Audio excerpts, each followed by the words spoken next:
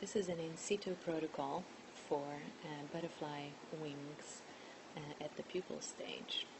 So we start by collecting pre-pupa from the cage, setting them on a tray, and then photographing their exact pupation times by using time-lapse photography.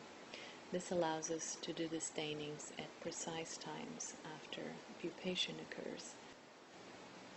This is important because different mRNAs for different proteins are expressed at different times after pupation.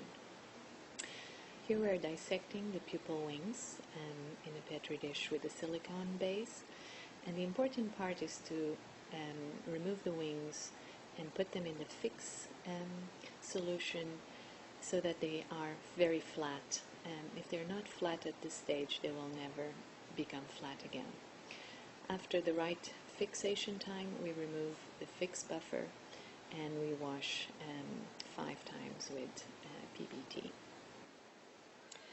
The proteinase case step is rather critical, and it's used to permeabilize the tissues for the probe to enter.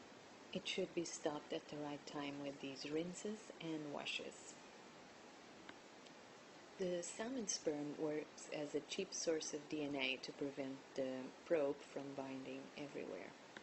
The sperm is one of the components of the pre-hybridization buffer. So here we are adding the sperm to the pre-hybridization buffer.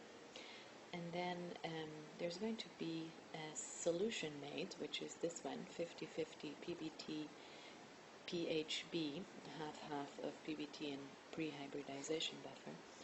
And this solution is used as an intermediate solution to bring the wings gently from the PBT solution